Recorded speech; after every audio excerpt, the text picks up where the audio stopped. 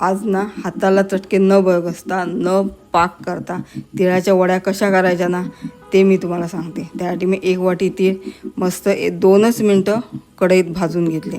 ते थंड करून घ्यायचे। थंड झाले की ते मिक्सरमध्ये फिरून घ्यायचे। 1 वाटी तिळाला 1 वाटी शेंगदाणे मी भाजून साल काढून घेतले, तेही मिक्सरला फिरून घ्यायचे आणि त्याच्यात 1 चमचा वेलची पूड टाकायचं। एका बाउलमध्ये सगळं मिक्स करून घ्यायचं आधी। नंतर काय करायचं, एका ताटाला तूप लावून घ्यायचं आणि हे सगळं तयार झालं की एका कढईत 2 चमचे तूप टाकायचं आणि 2 वाटी साधा गूळ टाकायचा। इथं चिक्कीचा गूळ वापरायचा नाही, तो फक्त वितळून घ्यायचा। गूळ वितळला की त्यात आपण जी पूड तयार केली आहे ना ती घालायची आणि सगळं एकजीव करून घ्यायचं। लगेच ते त्या ताटाला आपण तूप लावलं आहे ना त्याच्यात काढून घ्यायचं आणि काय करायचं, एका वाटीला खालून तूप लावायचं आणि ते पूर्णपणे सेट करून टाकायचं। अगदी 10 मिनटात ते थंड होतं।